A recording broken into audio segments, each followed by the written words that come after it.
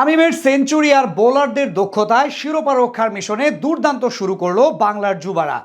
যুব এশিয়া কাপের প্রথম ম্যাচেই টাইগারদের থাবায় জর্জরিত আফগান যুবারা। আইপিএলে কোটি অর্থ পেলেও বাংলার যুবাদের সামনে যেন বড্ড দিশেহারা আফগান তারকা ক্রিকেটার। বর্তমান চ্যাম্পিয়নদের শিরোপা ধরে রাখার মিশনের প্রথম ম্যাচে জয়ের পুরো গল্পটা শুনবো প্রতিবেদনের বাকি অংশে। যুব এশিয়া কাপের শ্রেষ্ঠত্ব ধরে রাখার মিশনে টাইগারদের সামনে প্রথম বাধা আফগানিস্তান।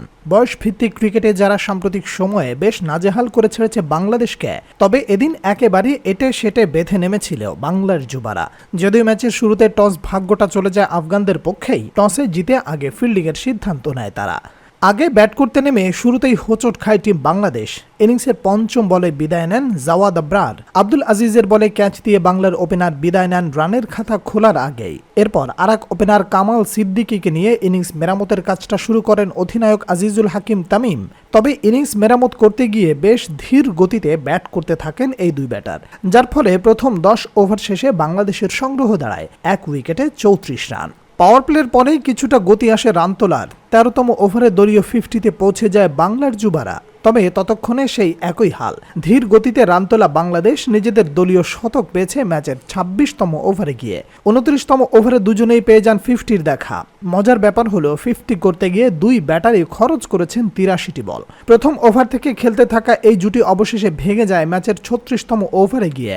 গাজানফারের বলে বোল্ড হয়ে বিদায় নেন কালাম সিদ্দিকী। শেষ হয় তার 110 বলে 66 রানের ইনিংস। এত লম্বা জুটির পর বাংলার বাকি ব্যাটাররা অবশ্য খুব একটা সুবিধা করতে পারেনি। আসা যাওয়ার মিছিলে নেমেছিল বাংলার যুবারা।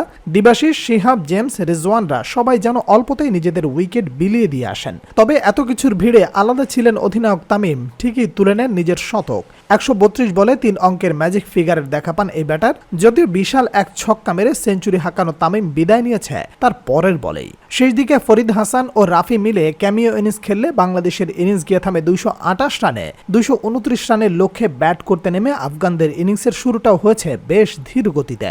বাংলার বোলারদের বোলিং তোপে রান করাটাই মুশকিল হয়ে দাঁড়িয়েছিল আফগানদের জন্য। ম্যাচের 9ম ওভারে গিয়ে প্রথম আঘাত হানে বাংলার যুবারা। মারুফ মৃধার বলে বিদায় নেন নিয়াজাই। এরপর ফয়সাল খান নেমে অবশ্য রান তুলতে থাকেন বেশ দ্রুত গতিতে। তবে অন্য প্রান্ত থেকে ওপেনার মাহবুব বাংলার বোলারদের সামনে বেশ হিমশিম খাচ্ছিলেন। শেষ পর্যন্ত রাফির বলে 53 বলে 16 রান করে বিদায় নেন মাহবুব। অন্য ব্যাটারদের বেশ চাপে রাখলেও বাংলার বোলারদের বিপদ ডেকে আনার ফন্দি এঁটেছিলেন ফয়সাল খান। তবে ম্যাচের 30তম ওভারে তাকে বিদায় করেন ফাহাদ। আফগান ব্যাটারদের এরপর ঘুম হারাম করে দেন ইকবাল হোসেন ইমন ও আল ফাহাদ। মারুফ মৃধা ও আল ফাহাদ পরপর 2 ওভারে 2 উইকেট তুলে নিলে ম্যাচ চলে আসে বাংলাদেশের হাতে। শেষ দিকে এসে ফাহাদ ও ইমন উইকেট পেলে আসরের প্রথম ম্যাচেই জয় পায় বাংলার যুবারা।